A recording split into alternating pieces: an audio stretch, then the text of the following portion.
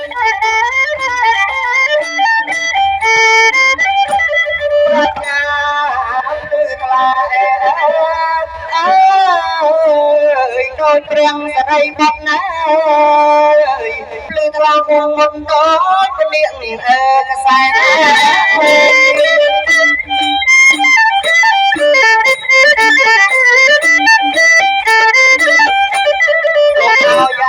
ឲ្យលោកអើ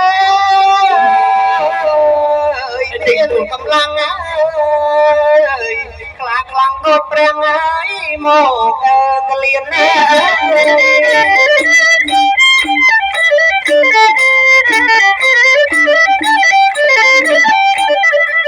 អើយថាអត់អើយនឹងពៀនថាគ្មានណាអើយកុំឲ្យកើតមានដល់លោកអ្នកឡើយអើយណា